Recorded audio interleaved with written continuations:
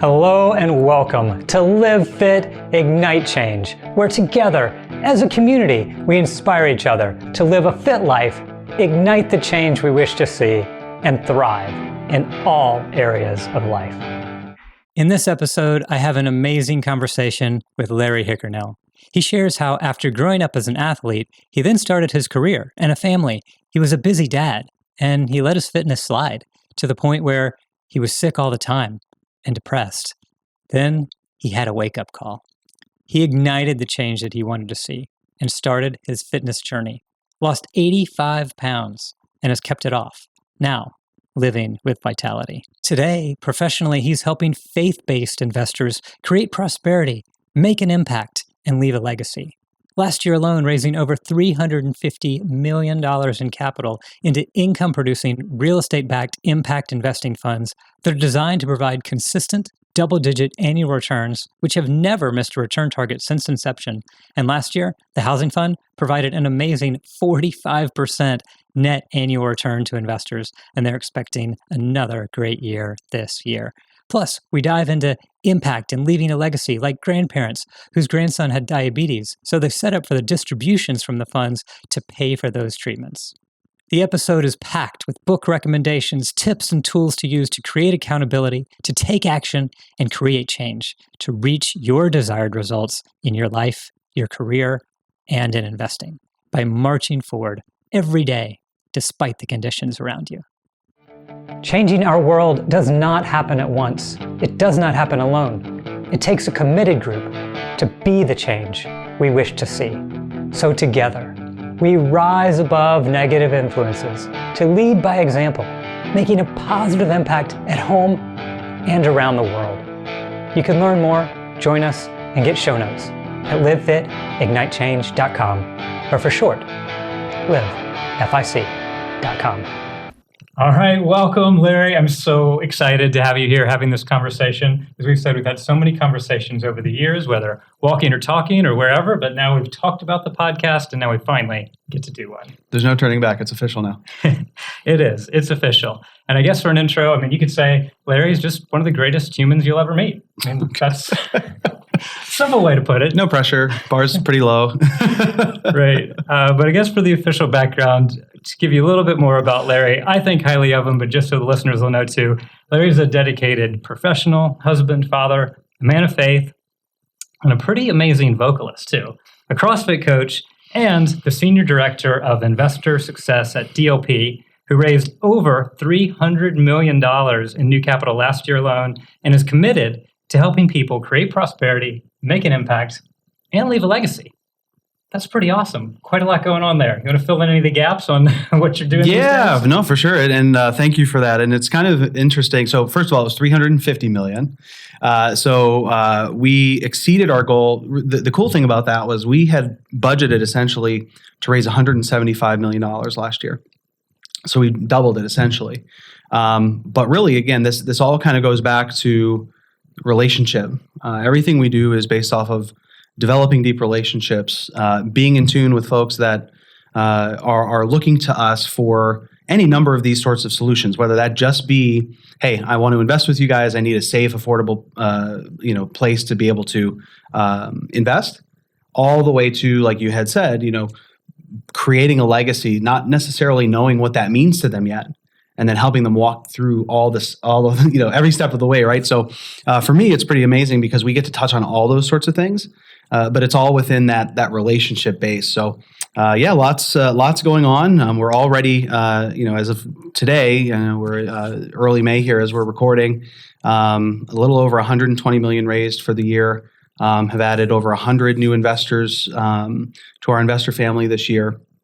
But growing organically through working to develop those deep relationships. So we're very grateful for that opportunity.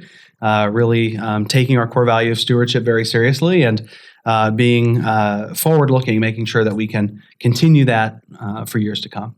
Absolutely. That sounds awesome. I love it. Definitely taking the relationships to the next level. Obviously, stewardship important. And I know the other core value we talk about a lot is delivering that wow experience and being able to give back. And, you do that so well. And it sounds like all of this in this intro is amazing, everything's going well. I could imagine, as we've shared some stories in the past, things weren't always like that. Take us back to in the past when things maybe weren't as perfect. Tell us that story and how you kind of made that transformation.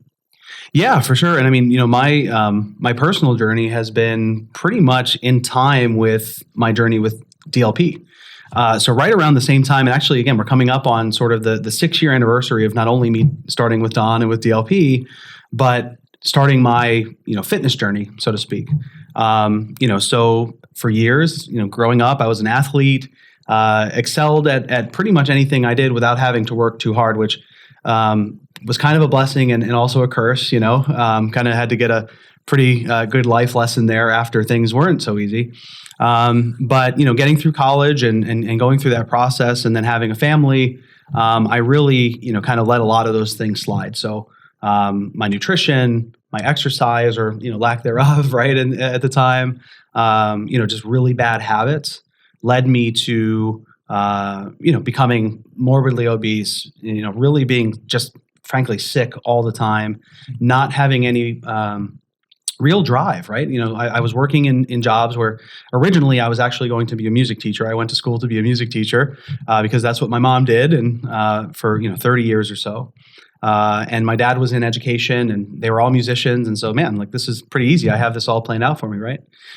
So ended up going through school, did my student teaching, went through and finished up, and then I don't know what it was. I just had this revelation, man, I don't want to do this,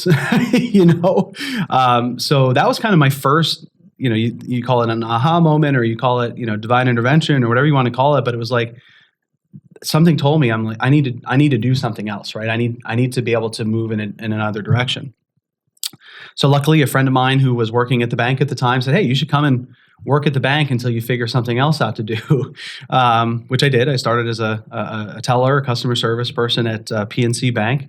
Moved up through the branch side and then into the wealth management side, which is kind of what started me on this path to where I am today with Don. But that was kind of the first sort of breaking point, right, from my old life into the new life. And so that was today when I look back at it, it's I don't really know what sparked it, but it was pretty amazing how that led me to where I am today. Fast forward to and I'm morbidly overweight, morbidly obese. Incredibly depressed, not wanting to do anything, hating the jobs I was in, even though I was, in all ways, very comfortable, right? I ended up going to the doctor. I ended up saying, "Hey, I need to, figure out what's going on here."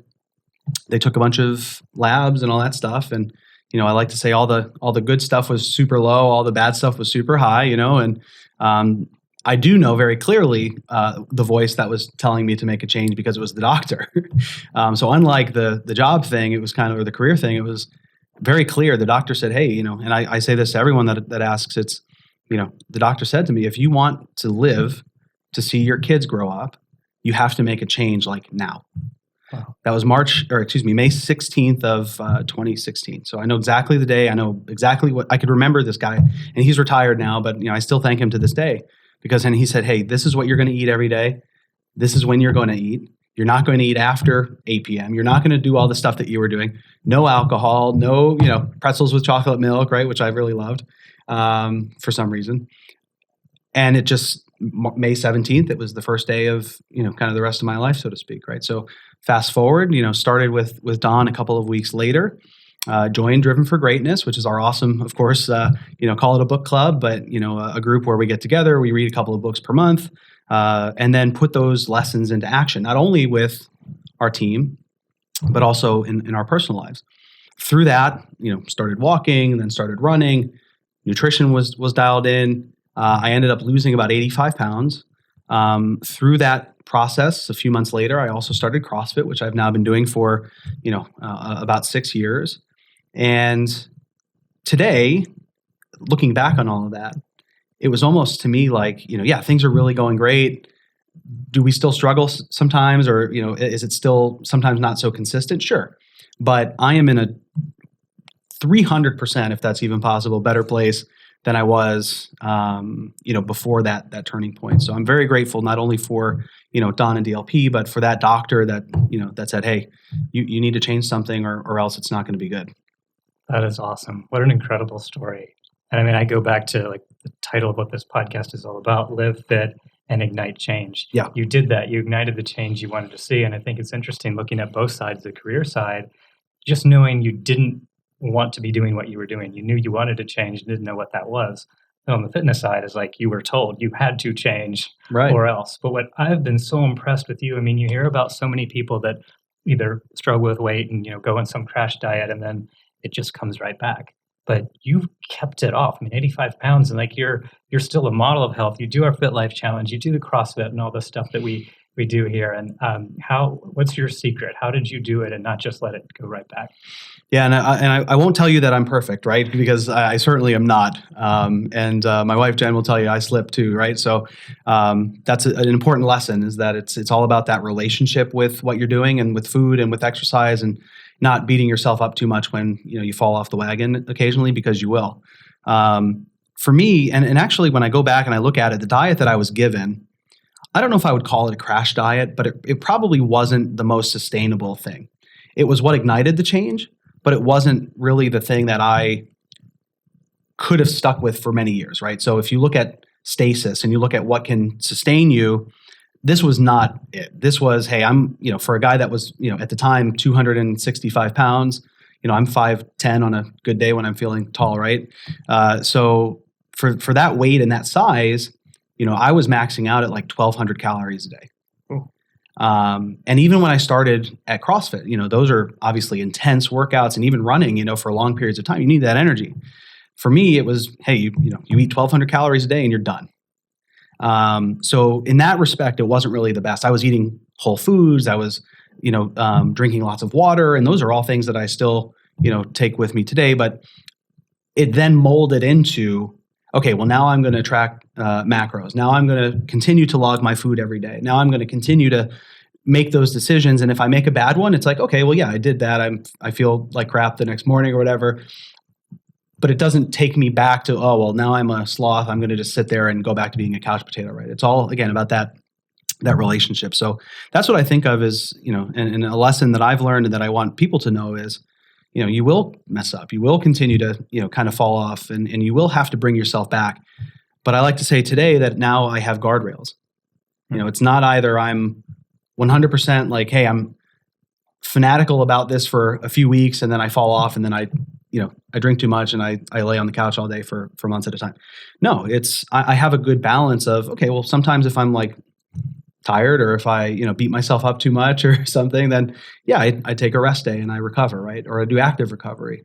But those foundational pieces are still there. It's the guardrails that keep you in that place and make it work, and what you keep doing really day after day. I mean, obviously you're living your life, you're enjoying, you got your calories back to a normal level to sustain your activity. Yeah. But it reminds me too, if we talk about here the 20-mile march, and the whole idea, for those that might not be familiar, the idea popularized from Jim Collins' book, Great by Choice.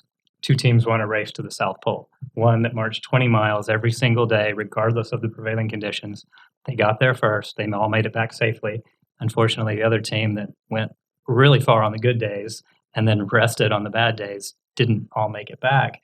But the whole idea, the concept there is to keep going day after day, and not just, if you fall off the wagon, like you're saying, you get right back on and keep going. So I think that's a great example of how you've done that and have been able to kind of keep living life, but do it in a good way. And I think there are other tools that we talk about using. I'd be interested in hearing some of that, kind of the accountability, the habits, what you've put in place that could even be advice for others who might be in a similar state that either keep falling off the wagon or haven't taken that leap, on what they might be able to do. Yeah, for sure. I mean, and so, part of our gym, one of the things that we have is called MyZone. It's a thing that you either wear, around your chest or on your arm. And it's kind of, you can pick any number of these, right? The Whoop or stuff like that you can measure. It's a heart rate monitor. It tells you what zone you're in, so to speak, as far as, your exertion. But the cool thing is when you're at the gym, you see it on the screen. I think Orange Theory does this too, where you see everybody else on the screen. And it's like, oh, well, everybody else is going at, 85, 90%. They're really pushing. They're in the red. You see Larry over here standing and he's in like the blue, like hanging out, not even, it's going to cause you to push, right? And actually, if you take a step back, just being in that group setting for me is much more beneficial than if I work out by myself. I know that, again, with that, continual trying to figure out self-awareness and where you are, some people are really good about, hey, I can, and I know that you can do this too, right? Like you could work out by yourself and drive and push yourself as hard as you would if you were with a group. For me, if I'm by myself, yeah, I'll get a good workout in, but I know that it won't be as intense if somebody else is there either, watching me, judging my movements and telling me to get back up when I want to take a nap in the middle of a burpee, right? It's kind of like there's that accountability that you said. And actually, I just shared this with our team earlier. I heard a really great quote from somebody earlier today that said, accountability is the highest form of respect. And I love that because it's like, again, we talk about this too with, the Oz principle and, extreme ownership and all the things that we read about this, but it's like accountability, of course, has a negative connotation in many cases because it's, oh, well, you did something wrong, you need to be held accountable. That's absolutely not the case. It's the idea of, I respect you, I have love for you, I want you to do well. So I'm going to see like when you're not doing what you say you're going to do, or when you're not doing it to the extent that I know that you can, I'm going to tell you about it. And I want you to get back on the horse, right? If there are people that haven't been to the gym in a couple of days or weeks or whatever, and you haven't heard from them, or, you feel that things are kind of off, you reach out to them. And likewise, people reach out to me. So if it's like, hey, you're slacking, man, I hate them for it because I'm like, yeah, you're right, but then you get back on. So that's what I love about it. So the technology is great. I still, MyFitnessPal and tracking. I do have a Fitbit, which I use, and that's really great when you can get into, or Apple Watch, if you can get into groups where, I have folks that, they'll challenge me to a weekend warrior thing where it's like, I was going to sit around all weekend, and it's like, oh no, well now I've got to actually get some steps in and get outside and exercise because these guys are going to be watching me and I don't want to be in last place, right? Or better yet, I want to win. You want to win. Yeah, exactly. So. Absolutely. That's awesome. I love it. Accountability is the highest form of respect. I love that. I don't think I had heard that before, but I will say, recently we started our Fit Life Challenge here. That is a challenge where it's actually pretty cool. It started in the CrossFit gym. It used to be a 40-day challenge, and it grew into what really is a corporate well-being challenge at this point, with a lot of the team members here at the company at TOP participating. And the number one thing that we heard that people wanted was more accountability. Yeah. And so being able to add in a special section, now we meet every other week for our accountability sessions. We divided it by people who had similar goals. And it's a pretty cool process where it's modeled after the 4 disciplines of execution. And where in that they have the wildly important goal, a WIG session. And now we get together, and obviously Larry's in my group, we're looking to build lean muscle. And so we get to talk about the things that we want to do that week, basically what we're committing to, keeping the metrics so we can reach our wildly important goal and be able to get there. So related to that, and keeping metrics and the daily habits.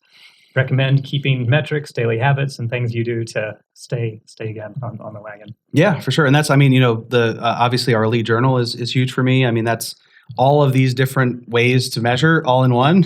So, that's a great way to do it. And then again, to celebrate wins, right? To celebrate the things that are going well. It's not all about, oh man, I got to keep driving. If you're on a 20-mile march and you never have any sunny days, it's going to be a lot harder than if you can say, man, I've made a lot of progress today. I'm doing really well. So that's what I love about this. And even lessons learned, I'm not going to go down that path again. Or at least when I do, I'm going to bring a machete because it's going to be rough terrain, right? At least and you could refer back. So the Elite Journal is phenomenal. Also, even, again, just within our groups, the social aspect of all of this, having, and Rich Delgado and I, who I think you'll be talking to, did a recent thing at church, which was an Exodus 90 group, right? And part of that is the fraternity of men that are looking to be better and being better fathers and men for others, serving others, right? But there's that accountability there too. And there's the checklist of, hey, did you do your disciplines? If you didn't, then everybody sees it. And they're not going to come together on a Friday morning when we get together and judge each other.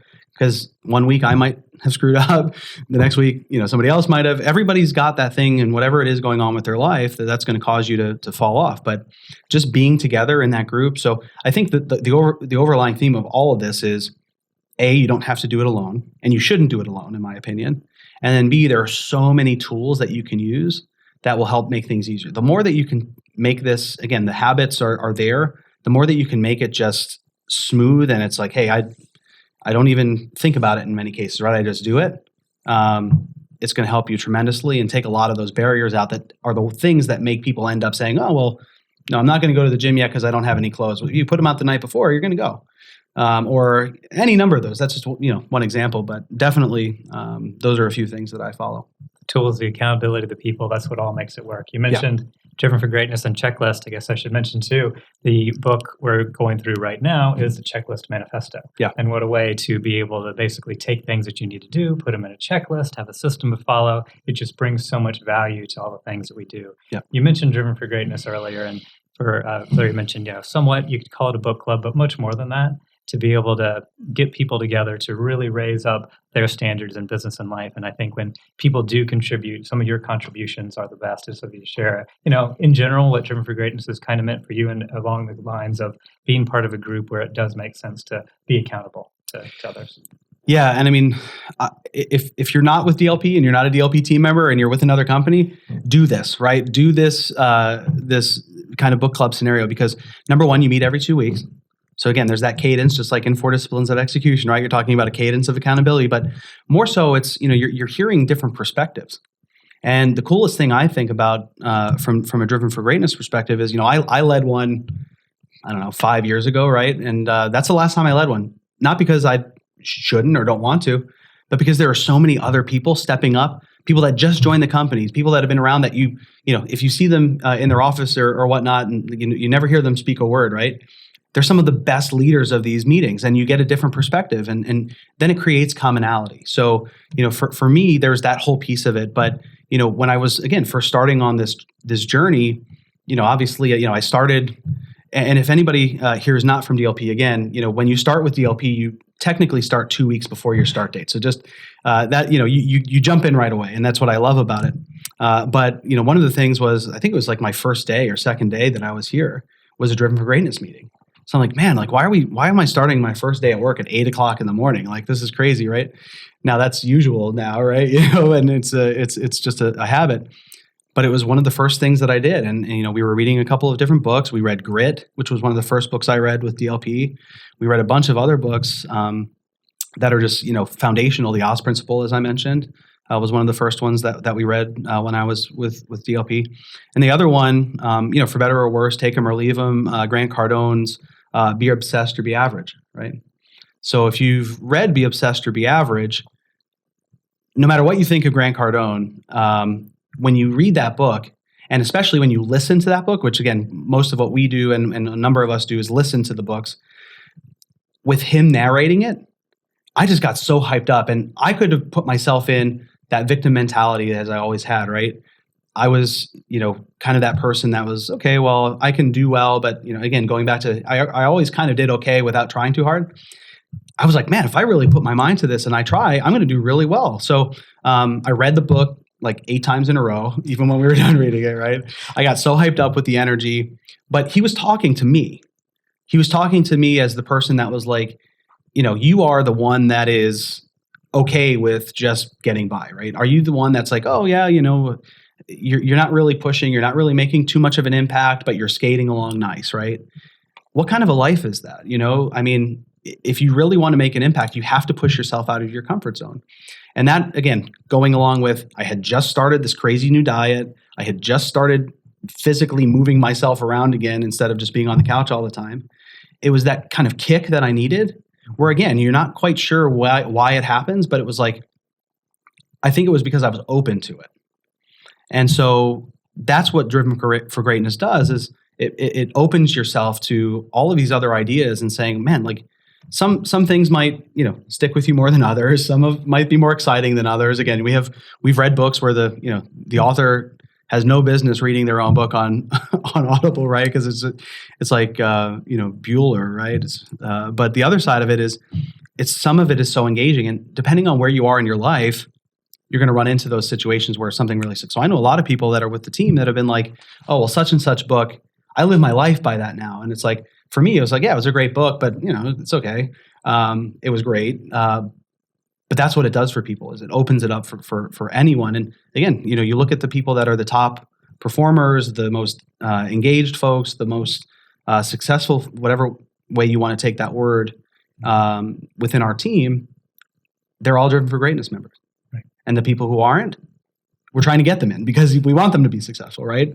And they're maybe just not there yet. But that's the beauty and the power of what Driven for Greatness is. Love it. What an answer. So many nuggets here. And I think it's so true. You got to be open to that change, to ignite the change you want to see. And then you open yourself up to allowing all those things to come in and just be able to make your life great.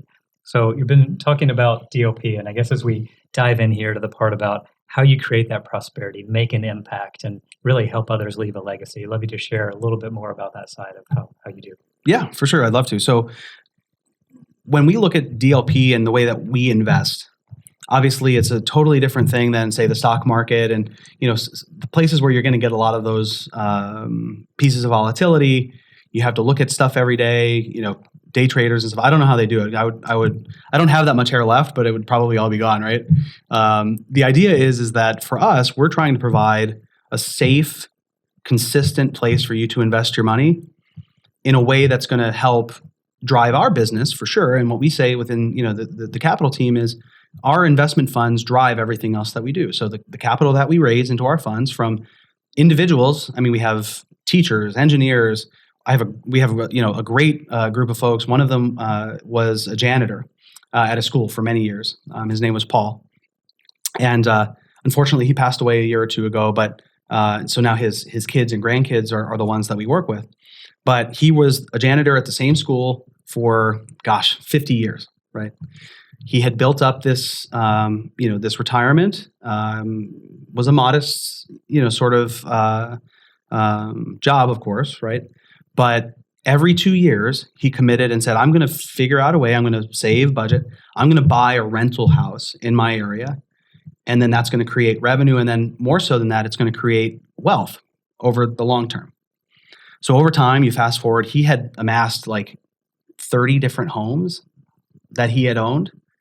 And was, obviously providing cash flow for him, was a legacy asset group because he was always, building, and, that was what he used then to help fund his investments with us. He sold them all. He's like, I don't want to manage this. I don't want to take the 3 o'clock in the morning phone calls anymore, right? So he sold them all, invested with us. He invested probably, $1.5 million with us. And so the idea for him was, I don't want to invest it in the stock market because I don't want to lose it if the wind changes tomorrow. And I also wanted to go towards making an impact through the same way that I grew my portfolio and my wealth, being in the real estate world, providing safe, affordable housing to people. So that's exactly what we do, just like what Paul had done. You invest with us, we put that money into the acquisitions, we do all the communities that we're buying and providing safe, affordable homes to all of our residents. And then likewise, all these other great operators that are out there buying and renovating and managing their own properties, we're helping them scale their businesses through the loans that we make to them.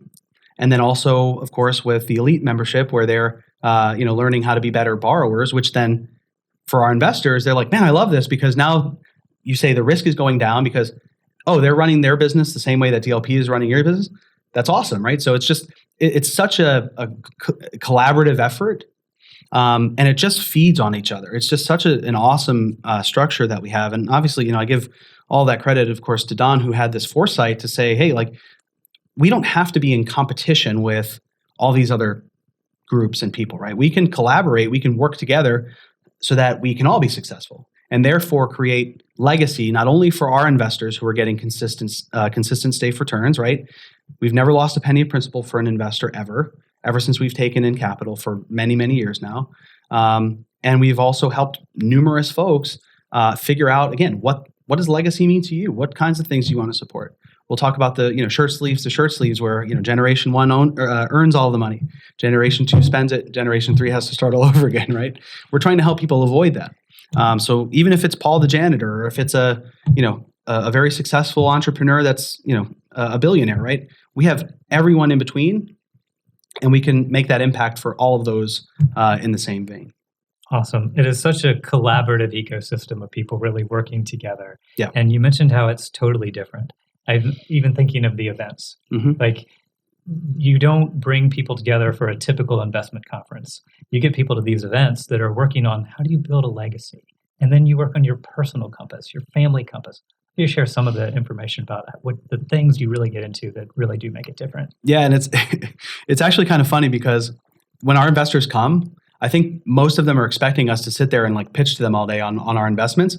We probably, we don't ever really talk about our investments at these events. I mean, it's just amazing. Now we have investor dinner events, which is what the point of it is. But, when we hold these events, it's really just focused truly. And again, this is what surprises people, truly on them.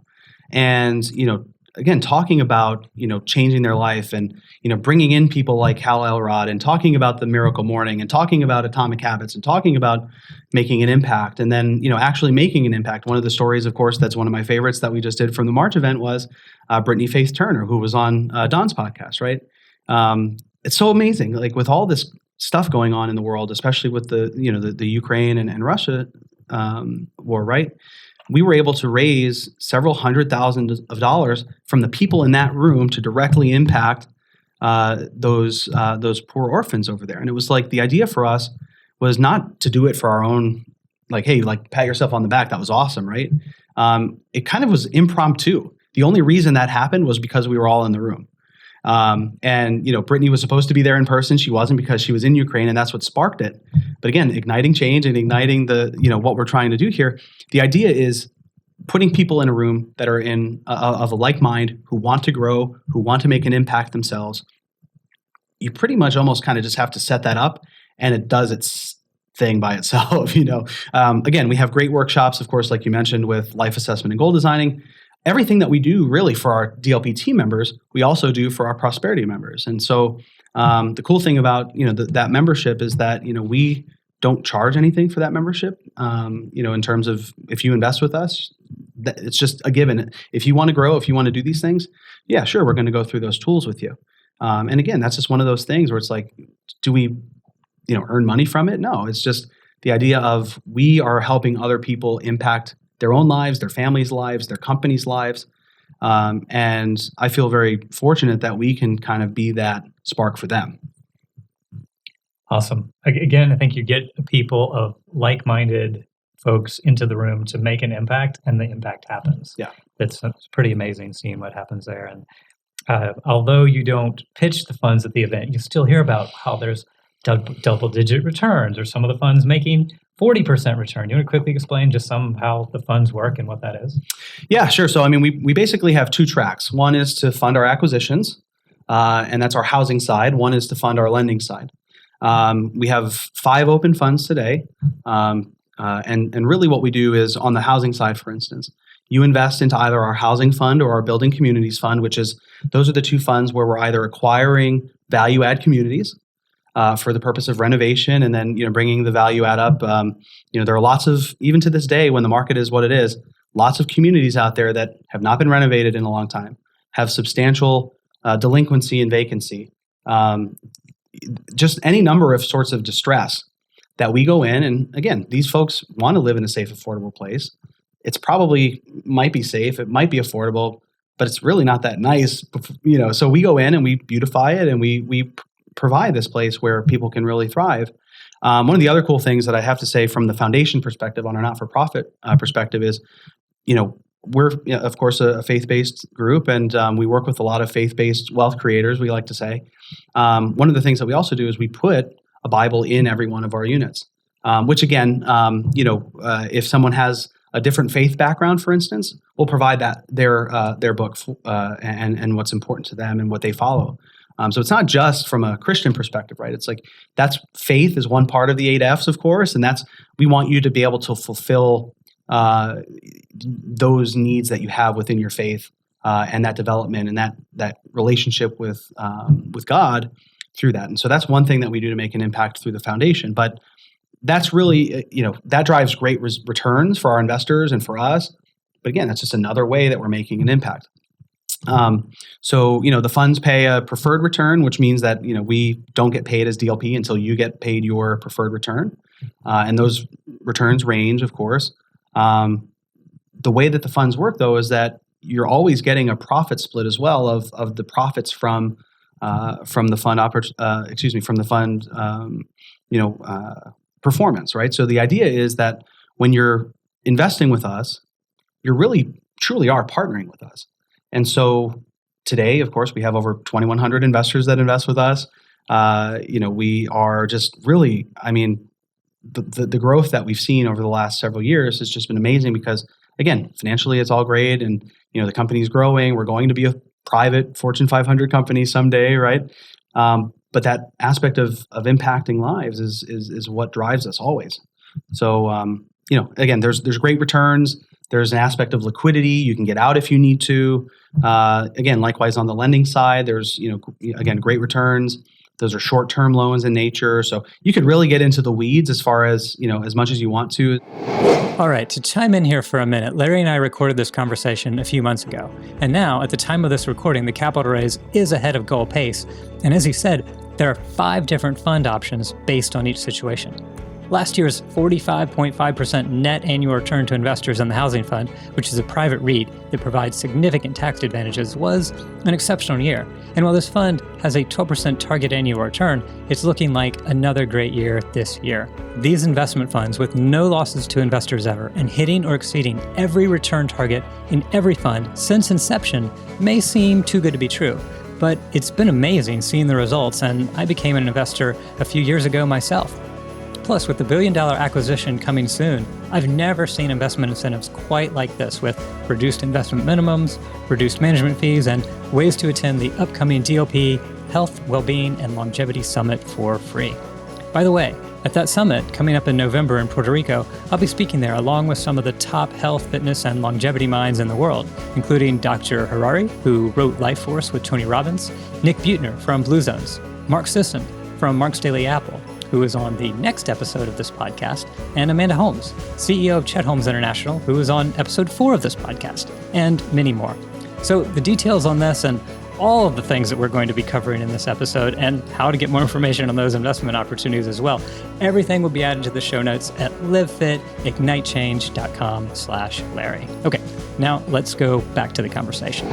My team and I, that's what we do all day long is we talk to investors about the attributes of each fund, asking folks what's important to them, if there's tax benefits or not in each fund, cash flow and whatnot. So there are definitely intricacies to the funds themselves, but it all comes back to, hey, what is it you need in order to help continue to build your legacy? Right. What do you want to do? What impact do you want to make? Yes. And really, how do you want to use the funds? Like one of my favorite stories that you shared was about providing the medical payment for the grandchild. I thought that was an amazing one. Yeah, that one. That one is really close to me. Jim and Mona are the names. Unfortunately, Jim passed away recently because of his long battle with Parkinson's disease, and that was again something that we worked with them as far as titling and making sure the accounts were set up the right way so that there wasn't a major tax issue for Mona.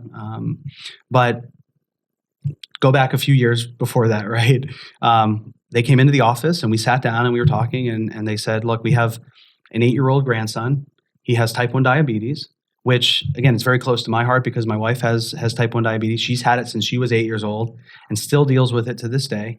And anyone who's ever either interacted with that or has it or has even read the news or heard about it, it's expensive to live with diabetes. And so what they wanted to do was they wanted to provide the medicine or the money to be able to provide for that testing equipment and for the insulin and whatnot. So they invested in one of our funds, and then they sent, and still to this day, send the monthly distributions that they get to their daughter, who then pays for all of the needs that their grandson has. And that's going on 3 years now that they've been doing that. So that family, again, not independently wealthy by any means. It's they both work full-time jobs and still are saying, hey, how do I do this? That's one less thing that they have to worry about now because they've been set up. And those are the kinds of things that we really are looking for to make sure that we can help. And we have many, many stories along those. But that's one that kind of touches me closest to home. Wow. What an amazing story. I love it every time I hear it. So thank you for sharing. And for sure. I know we've talked about so many things in here. We'll link all this at livefitignitechange.com/Larry, where you can find out more information, connect with him, get all that kind of stuff. But we could talk forever. But so we get near wrapping up here. If you are up for it, we can go to the 5 that thrive. Yep. It's basically the 5 to thrive questions. It's rapid fire questions that we ask everybody that comes on. So if you're up for it, we'll dive in. For sure. All right. Number 1, what's your morning routine? Yeah. I commit 5 to 7 days of getting up around 5 to 5:15 in the morning, depending on the night before, and staying up too late with the night shift. Right. There's meditation. There's a bit of, now I don't go quite into the same level of priming that you do, Patrick, but there's a level of getting the blood going a little bit. Right. Recently, I've actually changed my morning routine to not do really heavy exercise early in the morning. I've kind of moved that around because I found that my biggest, benefit from working out comes when I work out at about 4:30 or 5 in the afternoon. So I've changed that up a bit, which again is very important. Be willing to be malleable a little bit, but obviously prayer, being in scripture, and then helping get the girls ready for school. Getting the dogs out. I have a brand new puppy that's kind of causing some. It's like another baby, right? So that's another fun thing added to the mix. But then you get going, you get your coffee, and you get over to the office. So awesome, love it. Yeah, I found very similar for myself. That quick start in the morning, get up and going, and then do the heavier workout in the afternoon. Yeah. So awesome. For number 2, obviously from this conversation with all the books and everything we mentioned, we believe in continuous learning and inspiration. So what's one book, podcast, or movie that you would recommend to the listeners? Oh, my goodness. So the books that I read, I think most recently have been all about mental state. So again, look, I won't tell you that every day I get up and I'm Mr. Sunshine all the time, right? So it happens. We've been talking a lot about a number of books in this regard, but one of the books that I read a long time ago, which I'm actually reading again right now, is The Happiness Advantage. So that is an amazing book where, again, you're setting up your mind. So even like Carol Dweck mindset, even again, be obsessed or be average, right? That's one that I would say, no matter what you think of Grant Cardone, some people again could take them, some people would leave them. Read the book; it's going to get you hyped up, right? If you need to get that bit of a spark, I would say that. There's so many different podcasts and movies. I like to go back to actually my favorite movie, which I don't think I've ever said this out loud, is Mr. Holland's Opus. And again, it's kind of, to me, it's you work to make a life's work and a legacy. And you want to talk about legacy? It's a pretty amazing movie about it. So you did it. Very cool. Awesome. Number 3, if you feel stuck, down, or just need to ignite change when you might not be having a great day, what do you do right in that moment to make it happen? I come and see you, Patrick. Right. This is the thing. Like, so if I'm by myself, and if I don't reach out to someone, whether that's you or if I talk to Jen, my wife, or I go to Don or Rich or any of our close friends and colleagues, it tends to fester. So that's my thing, right? So if I'm in a funk or if I'm not feeling it, I tend to go to others to get that energy and to bring me up. So hopefully that doesn't bring them down. I haven't really ever thought of that, but I think it doesn't. But just being in line with what you're looking at and saying, hey, I know that these people are going to be there for me. That network and that that collaborative nature of things helps me tremendously. Awesome. And yeah, I think you always bring people up. So definitely good to reach out to those you know and trust to bring you up as well. So, for sure. All right, number 4, we're going to go back in time here. Your 20-year-old self has just received funding to create a project that would massively serve the world. Could be anything, whatever it could be, as long as it serves the world. So what advice do you give to your 20-year-old self in coming up with that project and making it happen? So first of all, I can't believe that I'm like, how long ago was it that I was 20? And that seems to get farther and farther away. It's wild. But I would say, first of all, implement EES, right? Because Don's book is really amazing. And I'm not getting paid for any of this, right? Like all the proceeds from Don's book go to the foundation, right? But I truly believe in it. For me back then, my biggest struggle was organization. My biggest struggle was taking massive action, and just maybe having a lot of great ideas, but never actually putting in the work to make it happen. So for me, if I was 20 and I know what I know now, and obviously I still have so much to learn, number 1, take action, put a plan together, stick to it with discipline. That's really it. And I talk about the 5-second rule too a lot. The great book by Mel Robbins, like count down from 5, and then we talk about this sometimes in the fitness arena, sometimes in other things, or if you're just laying in bed, you don't want to get up. 5, 4, 3, 2, 1, go. I think I've missed out on a number of opportunities because I haven't just made the commitment and stuck with it. So I think that's number one. Great.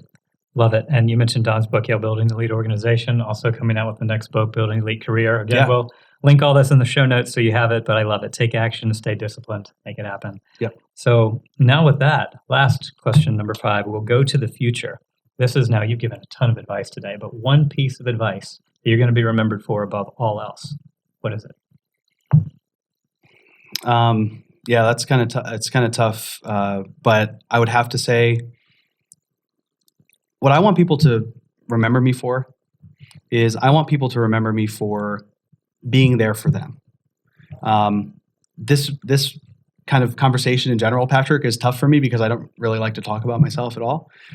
So it takes a lot of effort for me to do this, but I think if anybody thinks about their interactions with me or again, for my shortcomings and the things that I do well or don't do as well, I would hope that people would see that I'm trying to do things for the betterment of others. And for me, that legacy would be I'm able to impact others so that they can make an impact on others for themselves, right? So for me, it's all about putting myself aside, maybe too much sometimes, but I think that's fine because I know that those efforts are going to make a big impact. And for me, it's not about, again, getting the pat on the back or anything like that. It's, you go out there, you do things, sometimes silently, sometimes nobody knows about those things, right? But going out and saying, I know that I made a difference because I was putting others before myself. Love it. So well said. You definitely live that. You are there for people. You've been there for me many, many times. So you did it. You finished the 5 to Thrive. I have one final quick little question because this actually did come in from a colleague. Okay. And it was, if you and I were going to be in a CrossFit competition, who would win?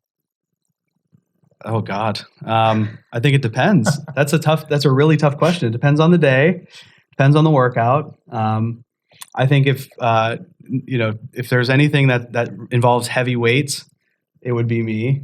But you would kick me all over the place if it had anything to do with the engine. So any kind of body weight workouts, any running, any high cardio stuff, you would wipe the floor with me for sure. But if we were ever on a team, yes, I think we could probably get past anybody. So let's do that. That's awesome. I wanted to ask that because that is almost exactly how I answered the question. This person asked me, and I was like, Larry would crush me in all the heavyweight stuff, but I might take it on the body weight. But what I then said was, but how amazing would it be to partner with this guy? Yeah. Not only are you a great partner here as a colleague and all we do professionally and personally and all the stuff, but complimenting it there. So great person to partner with in really all aspects of life. So awesome. This is truly outstanding. I love the conversation. As I mentioned, we'll link stuff in the show notes, livefitignitechange.com/Larry. Anything else I missed? Where other things people should know, or anything you want to leave our listeners with? No, love to be an impact and help others. If there's anything that I could be doing for you or anybody that's listening, please do get in touch. And it's been a great pleasure to be on with you. Awesome. Well, thanks so much. And just to close out, I'll acknowledge you real quickly. And what a support you've been for me. Truly someone that I can go to if I ever have an issue, if I ever need to, like you said before, be lifted up by those that you're close to and to take it to the next level. Someone that cares deeply about the world, impacting others and helping them thrive in life. So thank you for all you do. And thank you for being on today. It's been awesome. Awesome. Thanks, buddy. Wow, what an amazing guy, right? I bet you are now inspired to go live disciplined, take action, and make an impact. As Larry mentioned, he and his team can certainly help explain the investment options available. You can learn more about this, how to connect, and all the many resources mentioned during this episode at livefitignitechange.com/Larry. And hopefully you'll go forth inspired by Larry's story as a busy professional parent who ignited the change he wanted to see, to live fit and make an impact at home and around the world. That's what our challenge, the Fit Life Challenge, and our community at Live Fit Ignite Change are all about. And we'd love to help support you in any way on your journey.